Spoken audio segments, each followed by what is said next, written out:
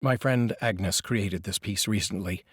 She is not an LGBTQ+ poet, nor a Ukrainian one, but this poem so fully captures an LGBTQ+ hero, and the horrors of war, and our general propensity to turn our heads away from hard reality, that it seems to me this piece fits easily into this month's readings, and beyond. This piece of hers blends her imagination with the actual words of Mr. Whitman from the volume Memoranda During the War, Civil War Journals, 1863 to 1865, from Dover Publications. Walt Whitman Tonight, by Agnes Cardoni. When Walt Whitman walked among the Civil War wounded, his heart led him left and right. The house is quite crowded, everything impromptu, no system, all bad enough. But I have no doubt the best that can be done. Toward suffering, at its most extreme, smell of fire and sulphur. All the wounds pretty bad, some frightful. The men in their old clothes unclean and bloody. Cries of pain, guns, boots in bloody dirt. I do not see that I can do any good, but I cannot leave them.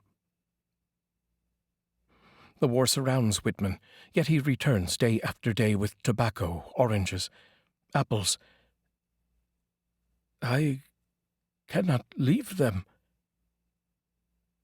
What good he means to do, the humblest, most urgent. I perhaps read to the men to break the spell of listlessness, calling them around me, careful to sit away from the cot of anyone who is very bad with sickness or wounds. I do a good deal of writing letters by the bedside. The facts about them are so sad to tell.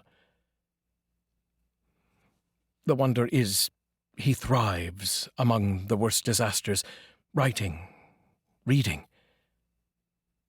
Through the assistance of friends in Brooklyn and Boston, I am again able to help many of those that fall in my way.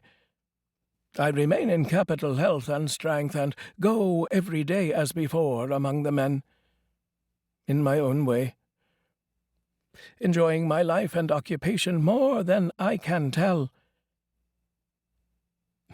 Curious, Whitman comes alive in the midst of suffering, noticing the wounded are getting to be common, and people grow callous. So too is it now. Television, podcast, computer bring us close to the morass of suffering. That is the planet, where dead Ukrainians litter the meadows, Sudanese military conduct tribal wars, keeping the people unhoused and starving. Whitman, giving out fruit, writing letters, listening to stories. At least a response. Here the day subsides to dark, in rain and wind the clouds slowing over the valley, as I work in this room far from battlefields. My world is pulled around me like a beloved shawl of silence and time. Away from grief.